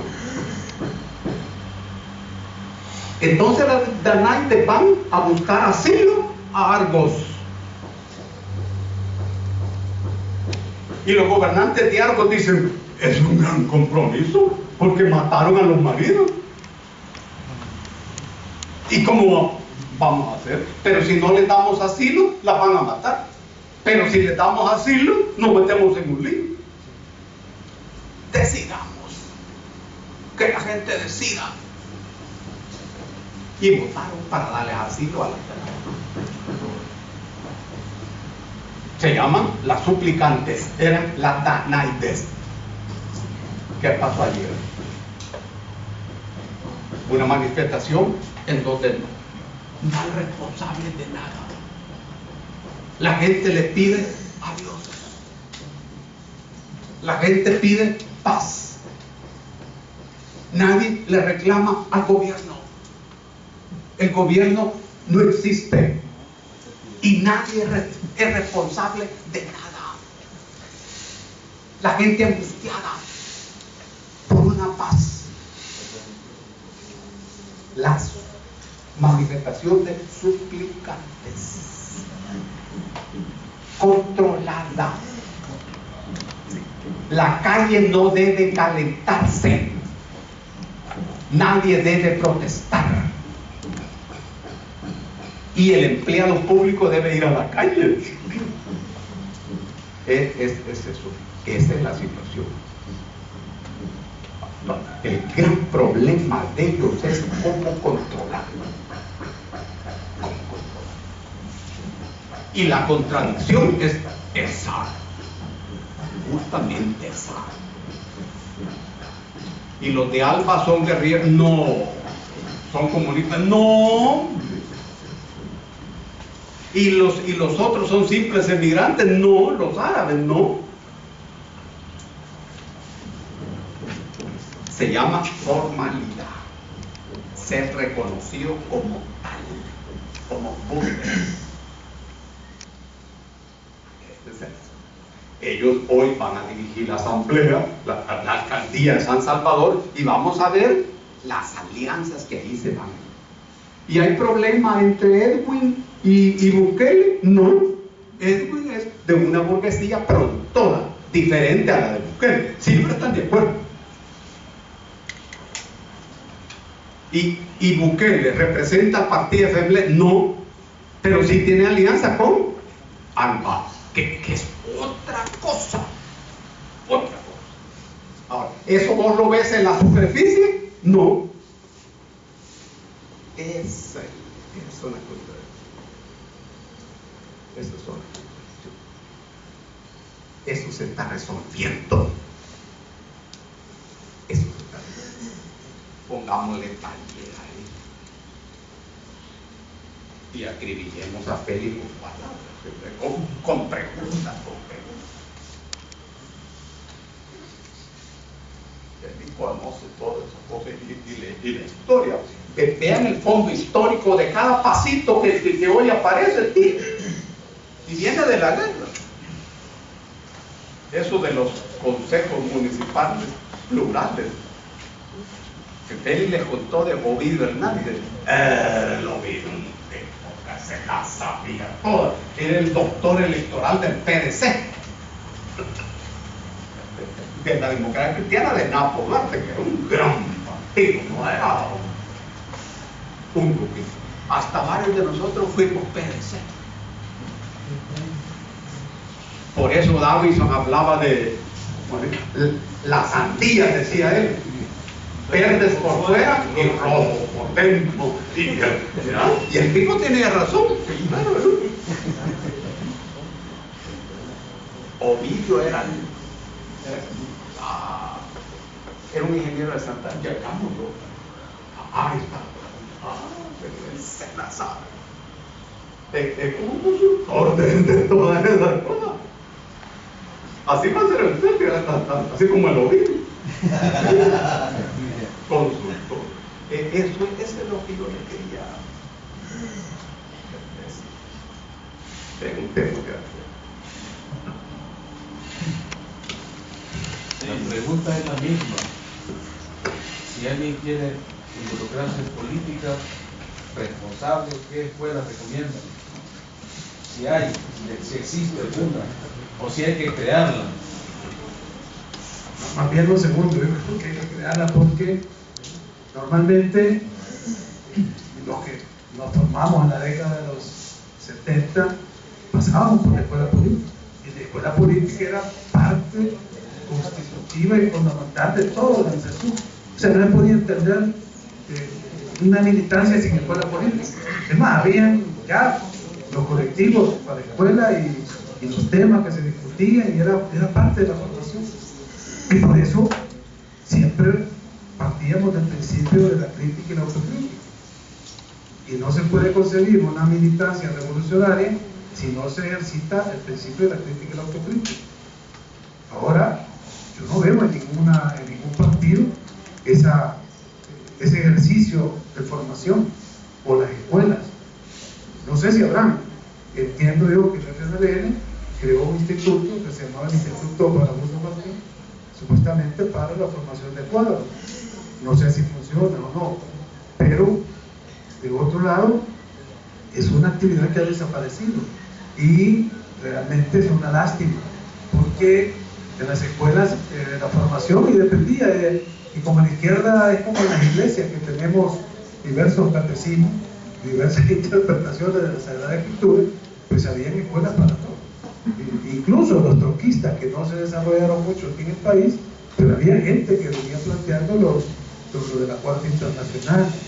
Las escuelas de la socialdemocracia eran las menos beligrantes, menos desarrolladas, pero cuando ya surgió más formalmente el MNR en el 66, 67, y luego en la universidad estaba el MID, el Movimiento de Izquierda Democrática, tuvieron un protagonismo limitado, porque lo que se seguía era más la formación marxista-leninista, y era un marxista-leninista. Y recuerdo ya el último esfuerzo que se hizo en una ocasión que me tocó ir a una escuela política, cuando el ERP, el Ejército Revolucionario del Pueblo, hizo un congreso de 2 días y se declaró socialdemócrata, y se fue para Europa a decir que era socialdemócrata, y dejó a la gente aquí con la duda, y me llamaron que fuera a dar una explicación, una charla, y me decía: Onás, pero a mí explíquenme cómo es que hasta hace un mes éramos marxistas-leninistas y hoy ya no somos marxistas-leninistas. ¿Dónde está ese cambio? ¿Qué es lo que ha pasado? Pero había que explicar que la base del conocimiento científico era el marxismo como método de análisis, y que sigue siendo válido, y no por lo que pasó en la Unión Soviética, en el bloque socialista, la vigencia del marxismo sigue siendo, y su fuerza sigue siendo en ese carácter científico que tiene. Y yo siempre repito la frase de Obvio que dice, es que mi relación es de carácter laica con Marx, o sea, porque no es ese sentido religioso que se le dieron algunas formaciones de izquierda, y en las cuales pues se pretendió crear un pensamiento más dogmático que crítico que la esencia del marxismo. Y en cuanto al leninismo, pues se explicó como algunas de las variantes, porque había los maoístas, que también tuvimos que leer el libro rojo de Mao, las tesis filosóficas de Mao. Mao explicaba muy bien acerca de la práctica ese proceso de conocimiento, el conocimiento sensitivo, el conocimiento racional, explicaba lo de la negación de la negación, en fin, todo lo que eran las bases fundamentales que nos permitían construir nuestros análisis de diferentes formaciones de izquierda, pero con una base común, con una matriz, de buscar en las fuentes, en el estudio, la explicación de las prácticas, la formulación de las estrategias y de las tácticas ya en la acción concreta. Porque eso lo planteaba Mao con claridad. La práctica sin el conocimiento es ciega, pero el conocimiento sin la práctica es inválido, es nulo, no funciona. Entonces había que hacer el ejercicio de práctica, conocimiento, práctica, en fin, o práctica, teoría práctica, que era como se planteaba en los cuadernos de Mao. Pero es decir, había todo un conocimiento, después podíamos venir el debate, la lucha ideológica, que era muy importante. Bueno, con Dagoberto tuvimos un debate cuando él dirigía un periódico que se llamaba Voz Popular, y nosotros teníamos por la causa proletaria, que era el boletín nuestro oficial, y debatíamos. Y recuerdo que en Voz Popular se titulaba la columna, no sé si le escribía Dago siempre, o Xafi, o otra gente del partido, decía nuestra polémica con los ultraizquierdistas. O sea, nosotros éramos los ultraizquierdistas, y además al final salía por eso, los revisionistas, nosotros llamamos los revisionistas y ellos decían ultraizquierdistas. Pero había esa riqueza del debate que no la vemos ahora. Es decir, no existe ese debate ideológico y siempre conducimos con respeto, con cariño, con fraternidad. Yo recuerdo una vez, en la Facultad de Derecho publicamos un libro que trajo Eliseo Ortiz, que era el presidente de la AED, del viaje que hizo a Sudamérica, de un señor que se llamaba Don Hugo Blanco, era un tronquista peruano. Y lo publicamos, y Pepe Rodríguez Ruiz trajo en el periódico que teníamos, que se llamaba Poder Estudiantil, un artículo de Mao. Y llegó Chafí a la facultad, pidió hablar con la junta directiva de la AED, y yo estaba ahí con parte de ese equipo de conducción, y nos tuvo desde las 2 de la tarde hasta las 10 de la noche en una reunión, dándonos lucha ideológica, diciendo que estábamos cayendo, que no sabíamos para dónde íbamos, que estábamos publicando material tronquista y material maoísta. Y la verdad es que lo que probablemente tenía razón, porque nosotros lo que queríamos era traer ideas que no se discutían en el país. En este país todavía no se lee a George Orwell. ¿Cuántos de ustedes han leído Orwell? Miren, ¿cuántos han leído 1984? La novela de Orwell, escrita en 1949, y le puso 1984, que es todo lo de Big Brother. Sí, todo el mundo sabe quién es Big Brother, pero no saben que viene de esa novela. O La Rebelión en la Granja, que así se tradujo una novela de él en español, que es Animal Farm. Yo la vine a descubrir hasta hace como unos 15 años, no la había leído. Es decir, había toda una corriente de pensamiento que nos llevaba a que lo más reciente eran los cuadernos de Reyes de Bren, o leer a Che, y con eso estábamos en las polémicas, pero había lucha ideológica, había estudio, había formación. Ahora, ¿de qué se discute en la izquierda? ¿O a dónde se discute? ¿Cuáles son los periódicos de izquierda donde hay estos debates? No existe. Entonces, es parte de la profesión. Y la escuela política debe ser abierta. Al final nosotros nos quedamos con Gramsci y empezamos a estudiar más sistemáticamente a Gramsci, porque sentíamos que era un pensamiento de un marxismo más fresco y menos vinculado a lo que en aquella época era el realismo socialista, Era toda una corriente también que nos formamos en eso, leyendo La Madre de Gorky o Así se templó el acero, es decir, toda una serie de literatura que venía de la Unión Soviética. Y los manuales, leer a Konstantinov era fundamental si queríamos entender el materialismo histórico, o leer a Kurzanov si queríamos entender el materialismo dialéctico, o el diccionario que se llamaba el diccionario filosófico. No eran manuales de la Academia de Ciencias de la Unión Soviética, era lo que venía. Cuando de repente empezaron a llegar otras literaturas marxistas más contemporáneas, lecciones de filosofía, Roger Garodi, lecciones de filosofía marxista, que ya Garodi después evolucionó, se hizo cristiano al final. Bueno, todo eso ahora no es. Es decir, ni en las universidades, nosotros estudiamos en la universidad, circulaban los materiales. Hace poco me estaba acordando, cuando yo era director de la librería de la AED, del Espacio Aquino, que publiqué unos cuadernos de educación popular de la Marta Hernecker que habían sacado en Chile en la época de Allende, que eran los manuales, hicimos como 20 ediciones, porque se consumían, se leían, o sea, la gente estaba ávida de la literatura, pero no existe. Así que es una buena satisfacción. Con China acaban de acordar el conocimiento del marxismo. Pero tienen un problema. No hay quien sepa marxismo. ¿Y quién va a enseñar eso? Ellos saben un montón de cosas sobre un montón de mercado, de ciencia, tecnología, claro, pero ¿y marxismo? Que abandonaron, pero no.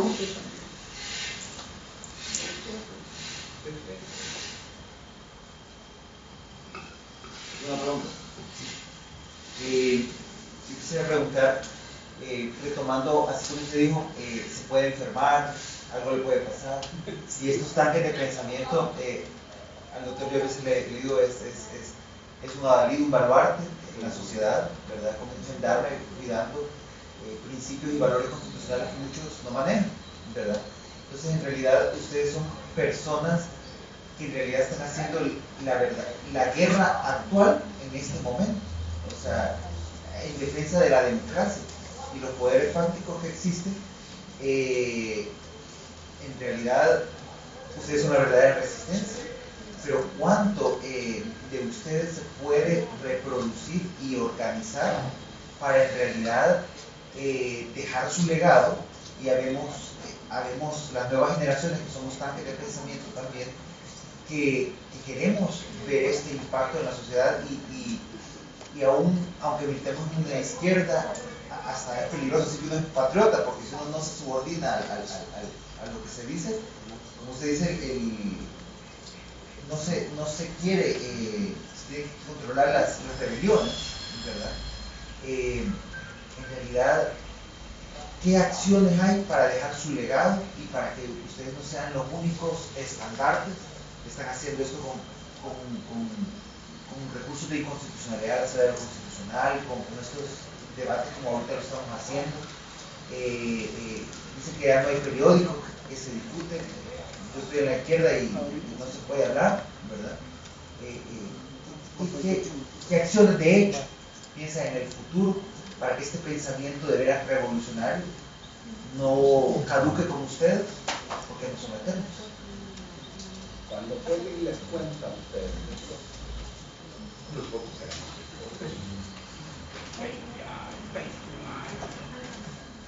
pero ya teníamos en la cabeza un montón de cosas ya elaboradas y no entendíamos todo. Es que uno nunca entiende todo, siempre está entendiendo. Pero en el mundo de hoy no. Un muchacho de 21 años ya tiene el camino abierto. No.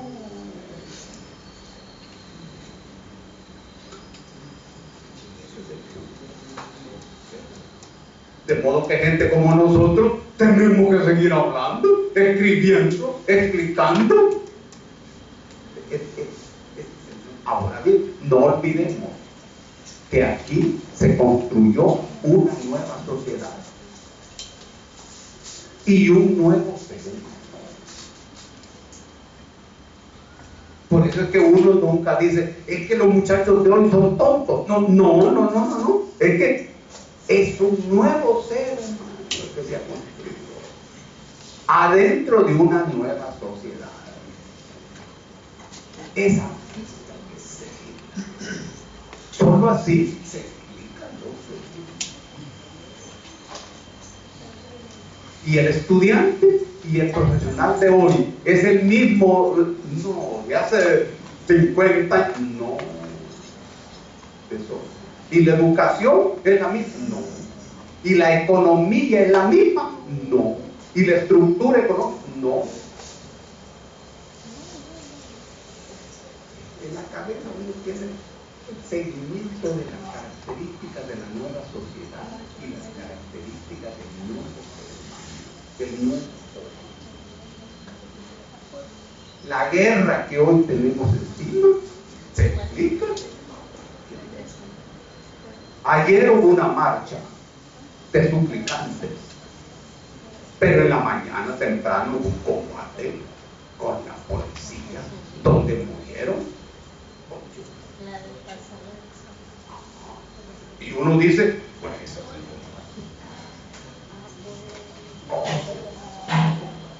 murieron 8, 15 años, 17 años. La marcha de suplicantes, pero empieza así.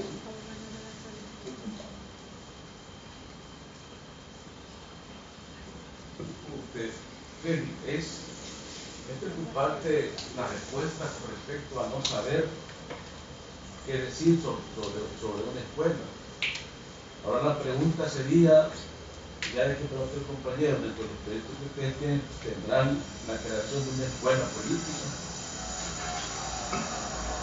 Bueno, yo soy invitado a esta charla aquí por la universidad y la charla se llama Cátedra Nacional. Creo que es un buen comienzo. La próxima tendrán otro participante contándoles otras experiencias o analizando algunos otros temas. Creo que esto no llena ese vacío, pero es un buen intento para empezar a crear algo. La pregunta sería, ¿es desde la cátedra, es desde la academia que hay que formar los cuadros políticos o es desde los partidos? ¿O es desde del movimiento social? Yo creo que todos tienen la posibilidad de contribuir, cada uno desde su especificidad. En el movimiento social hace falta también la construcción no solo de estrategias y de tácticas y de la alianza, sino de la propia identidad de cuáles son los roles, los objetivos del movimiento social. Y los partidos, por supuesto, los partidos son los instrumentos de la lucha por el poder.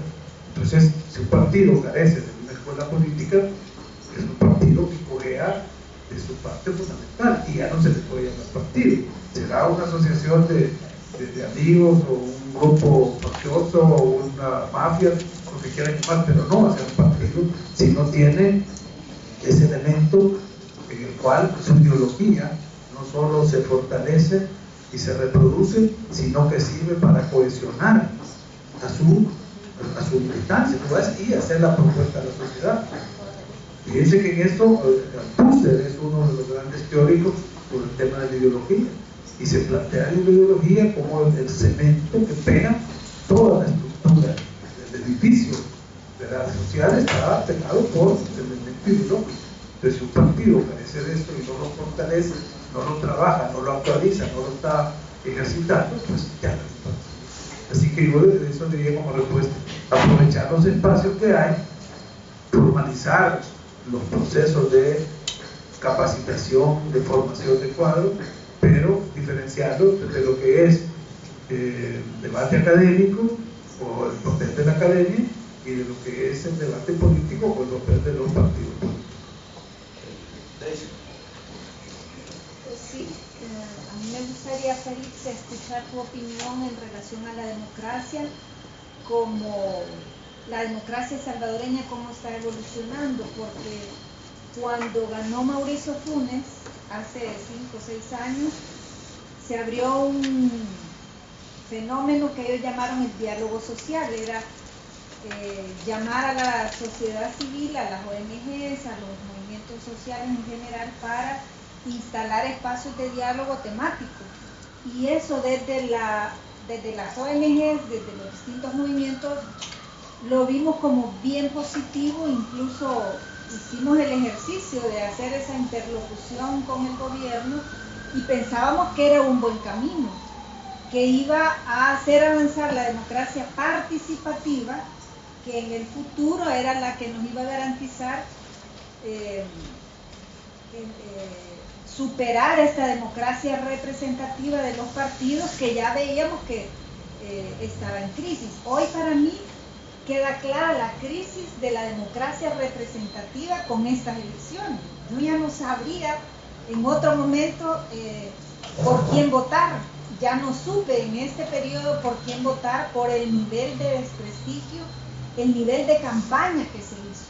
Porque hoy ningún partido político fue capaz de decir: este es mi proyecto de país, esto es lo que yo prometo para salir de toda esta problemática que tiene El Salvador. Ninguno lo hizo, todo era publicidad. Entonces, esta democracia participativa que vimos en algún momento que podría fortalecerse, ahora con el bipartidismo, ¿para dónde va a ir esta democracia participativa? Porque no solo por esta debilidad que hay en los movimientos sociales, que un poco se habían fortalecido en estos 20 años atrás, sino porque yo creo que el mismo gobierno ahora puede hacer una lectura de menos diálogo con la sociedad civil, ¿verdad? Y digamos, yo lo que veo es como que puede venir un autoritarismo que no necesariamente tiene que ser militar, ¿verdad? Un autoritarismo, una represión frente a toda la violencia, el crimen organizado, pero también frente a esa sociedad civil organizada que en algún momento sí nos planteamos como posibilidad que ese iba a ser el camino, dialogar con las diferentes instancias del gobierno. Entonces, en conclusión, ¿qué va a pasar con la democracia en El Salvador con este bipartidismo que ya casi uno piensa que ya está instalado? Bueno, es bastante amplia la pregunta, y además con mucha complejidad, porque has tocado varios temas, desde bipartidismo, democracia participativa versus democracia representativa, y roles, como el rol del movimiento social o de la sociedad civil. Yo iría por partes. Por ejemplo, en el tema sobre democracia participativa y democracia representativa, no es que sea un problema semántico, pero tampoco es un problema de fondo. Es cuestión de cómo uno va interpretando ambos conceptos, y no solo en el aspecto intelectual o académico, sino desde el punto de vista real, material y expresado en los regímenes políticos. Por ejemplo, se dice que el modelo de democracia representativa, que tiene una mayoría de democracias occidentales y que se caracteriza por elecciones periódicas donde se eligen representantes que entran a los cuerpos electivos o a las instancias del Estado en representación del pueblo. Esa es una forma de verlo. ¿Y por qué se diferencia de la democracia participativa o modelos en los cuales instituciones de la democracia directa funcionan? Que son los casos donde los referéndums, los plebiscitos o la revocatoria de mandato, la iniciativa ciudadana, que son las 4 instituciones más conocidas, entran en vigor. Y se ponen, por ejemplo, los casos de Sudamérica, Venezuela, Ecuador o Bolivia. Ahí hay una falsa visión. Primero, porque las instituciones de la democracia directa no están originadas ni en la Constitución de Chávez.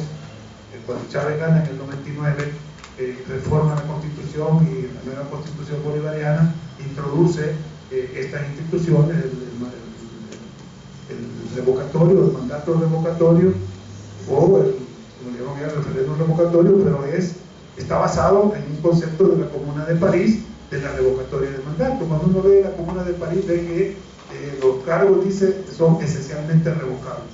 Ahí aparece el concepto del mandato del referéndum revocatorio o la revocatoria de mandato. Si no, las otras, que es la consulta popular, diré, las leyes de consultas populares están en los países de Sudamérica desde hace años, y cuando se plantó aquí en El Salvador, después de una vez Calderón Sol se opuso a ello porque dijo que daba lugar a que se generaran dictaduras. Pero yo quiero decirles que todas esas, revocatorio de mandato, iniciativas ciudadanas, plebiscito, referéndum, vienen desde la Constitución de Filadelfia, están en Estados Unidos ya de 3 siglos y se ejercitan. Yo personalmente he podido observar en algunas elecciones de Estados Unidos revocar el mandato a un juez y a un alcalde en una misma papeleta. He visto la consulta ciudadana en una papeleta en el estado de Minnesota. Había un superávit en las elecciones del 98, que por cierto fue cuando el Mitch aquí, estábamos allá observando las elecciones en Estados Unidos, y había una pregunta en la papeleta: ¿qué hacemos con el superávit? Habían sobrado $600 millones de ejercicio del gobierno. Hacemos un estadio, que querían los Twins, que es el equipo de béisbol, hacemos un supermercado, una carretera, o si nos devolvemos a los ciudadanos. La que ganó fue devolverlo a los ciudadanos, y le hicieron las devoluciones a la gente del dinero. O sea, eso es una iniciativa ciudadana que se pone en la papeleta. Y así te podría comentar muchas cosas, que esa falsa debate que se ha hecho hoy, que si aquí democracia representativa es menos participativa que donde existe eso, no tiene que ver. La participación ciudadana y el ejercicio ciudadano de los derechos se va a transitar en la medida en que los ciudadanos vayamos adquiriendo más conciencia y empoderándonos del rol que tengamos. Y si, incluso si no hay espacios, como no los hubo en la época de la dictadura, los abrimos. Y los abrimos con sangre, con balas, con marchas, como se pudo, pero entramos y los abrimos. Entonces, no es cuestión de conceptos de una democracia o de un modelo u otro. Yo tengo escrito un trabajo que se llama La crisis de la democracia representativa, a partir de un análisis que hice de las elecciones de Estados Unidos del año 2000, cuando se dio el caso de que Al Gore le ganó a Bush, y al final Bush salió electo, ¿verdad?, por una resolución de la Corte Suprema de Justicia, y ahí prácticamente se cayó el modelo de democracia representativa, porque no era el ciudadano el que elegía el representante, sino que era un órgano. Entonces, la Corte Suprema, por un voto, porque quedó 5-4, ya son 9 magistrados, y 5 votaron a favor de Bush y 4 que no. O sea que el presidente del país más poderoso fue electo por un voto, por una decisión de un órgano que no era el pueblo. Ahí para mí empezó la crisis de la democracia representativa. Y ya que les hablaba de George Orwell, que les recomiendo que lo lean, que tuvo esa visión de lo que iba a suceder en la Unión Soviética, ver el modelo burocrático y totalmente corrupto que se estaba generando, antidemocrático. En los 2 libros, en Animal Farm y en 1984, pronosticó la caída de ese régimen y lo anunció para 1984, y casi acierta, porque la Unión Soviética desapareció en 1989, que había el muro de Berlín, pero ya Gorbachev declaró que ya no existía en 94, 95. O sea, eso se llama ser visionario. Por lo que yo decía, el gran profeta del siglo XX fue George Orwell, que anunció estos modelos de donde se crea una nueva clase, la nomenclatura, o como decía un ex senador de Estados Unidos, que era corresponsal del New York Times, las nuevas oligarquías que surgen en estos modelos tienden a desmoronarse. Entonces, hay un gran profeta para el siglo XXI, que lo descubrí de casualidad, leyendo una de sus novelas recientes. Ustedes conocen a José Saramago. Ustedes leyeron el informe sobre la ceguera, leanlo, porque van a ver todo lo que sucede en una sociedad que se vuelve ciega, que solo una persona mira. Pero ahí no entiende uno cuál es el mensaje. Es hasta el siguiente, que se llama el informe sobre la lucidez, donde él predice la caída de la democracia representativa. Porque la novela empieza de que hay un día, domingo, que está lloviendo, y hay elecciones, y en los puestos, o sea, en los centros de votación, ha pasado todo el día y no llegó ningún votante. Y ya van a cerrar las urnas, ya son las 4 de la tarde, cuando aparece una persona y va a votar y después aparece otra, o sea que en el último minuto aparecen los electores. Y en la forma de votar, como lo hacen ellos cuando votan, el poder considera que es una conspiración, y es una conspiración de la gente, de la señora que quedó viendo. Por eso es la conexión entre los dos, entre el informe de la ceguera y el informe de la lucidez, para entender cuál es el pronóstico de José Saramago en relación con la democracia representativa. Y finalmente, en el rol o el diálogo de discusión entre Estado y sociedad civil. Yo no sé, acuérdense que he estado fuera del país casi una década y me he perdido de muchas cosas, y una entre ellas ha sido esa parte de Funes, que no sé cómo convocó a este diálogo. Sé que hizo algo que se llama el CES, el Consejo Económico y Social, donde había organismos de la sociedad civil, sindicatos, empresas, lo que es sociedad civil. Porque muchos creen que sociedad civil son las ONGs, o que solo son de un sector, o sea, solo movimientos sociales. Sociedad civil, en el concepto marxista más propio, sobre todo del joven Marx, donde habla que la sociedad civil es el espacio de representación de intereses de lo privado frente a la sociedad política, que es el Estado.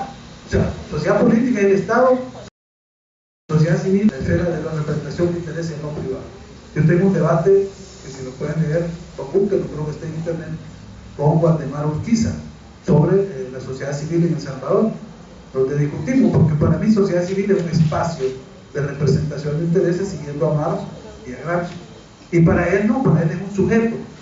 Sociedad civil es sujeto, y si hay dos sociedades civiles, la sociedad civil proletaria de los sectores populares y la sociedad civil extractiva, que son los bancos, que son las gremiales empresariales, la NEP, los aliados por la democracia, el ENADE, es decir, que también es sociedad civil.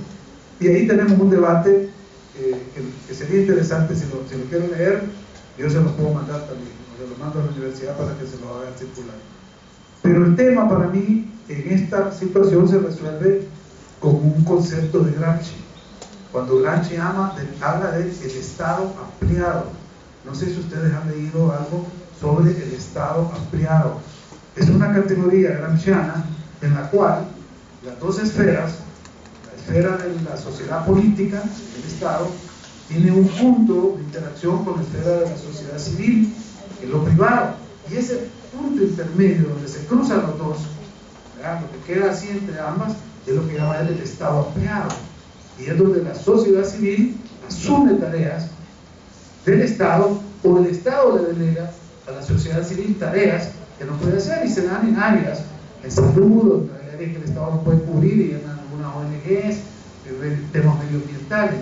Entonces ahí está para mí la clave de una solución incluyente o inclusiva o participativa, y ahí podríamos resumir todos estos aspectos que están dispersos en el análisis si estudiáramos más cuál es la posibilidad de la creación de un Estado ampliado, o sea, un Estado que abre espacios de interacción con la sociedad civil para la consecución de su fin. Yo creo que en ese marco es donde pudiera haber pues, una visión complementaria de las cosas.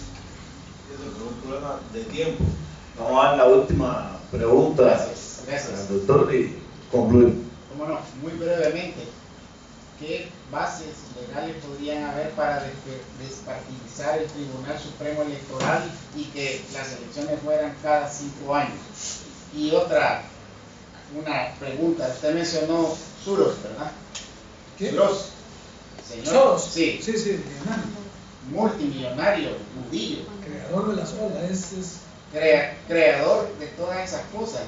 Y fíjese de que hay un coronel acá que se llamaba Arturo Castellanos, el que le cambiaron el nombre al Boulevard Venezuela.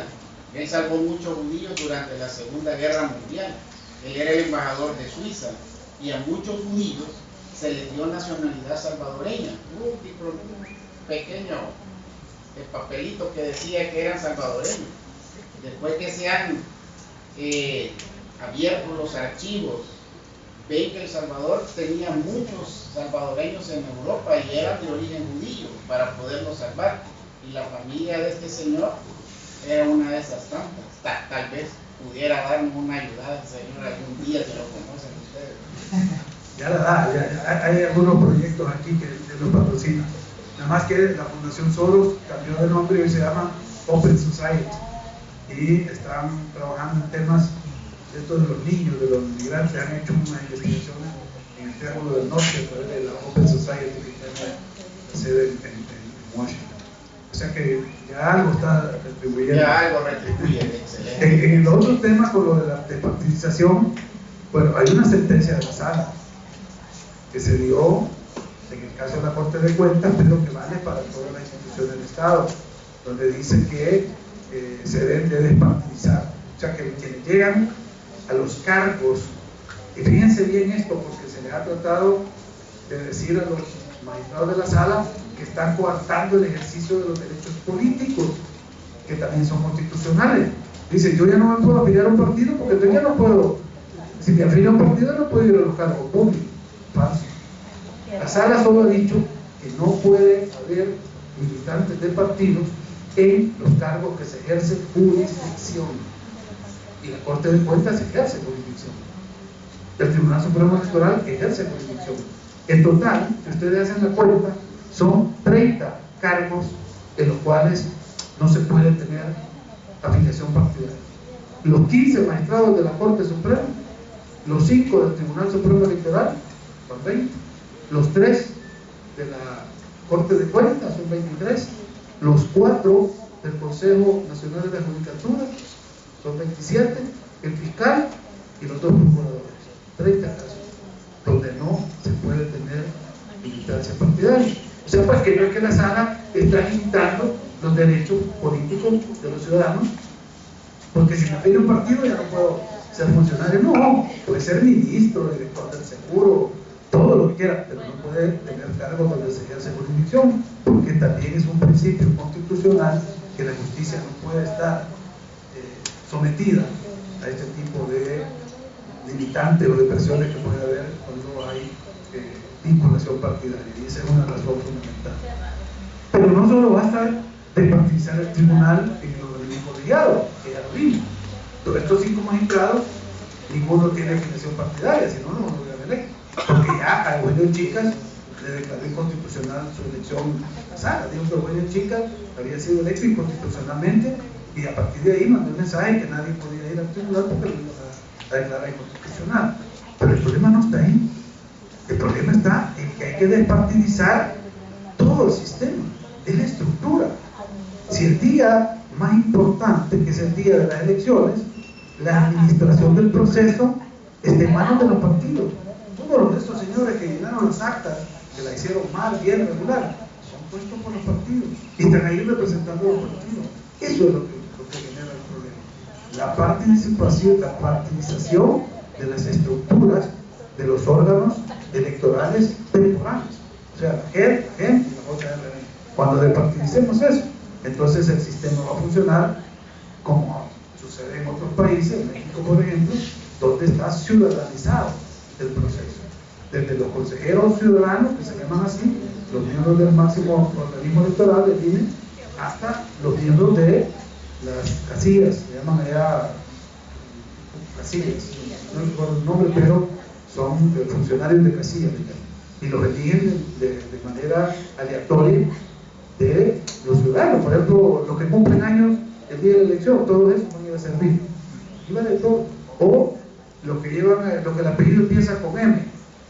Entonces, todo lo de la M, y si no alcanza, pues se sigue con la siguiente letra. Así lo integra. O sea, no es que los partidos lo proponen como acá. Por eso habría que hablar de la despartidización, no del tribunal, sino del sistema electoral. Y por último, lo de los ciclos electorales. Ese es un tema que entiendo yo necesita reforma constitucional. Parece ser que ya está presentada una pieza para hacerlo de 5 años todos, y que se haga pues, siempre con elecciones de medio término. No conozco la propuesta, pero en todo caso se requiere una reforma constitucional. Y si no lo hacemos en los próximos días, porque hasta el 30 de abril tenemos para introducir una reforma constitucional y que sea ratificada por la próxima asamblea que va a entrar el 1 de mayo. Si no se hace ya no la vamos a ver. Muchas gracias y un fuerte aplauso para los ponentes.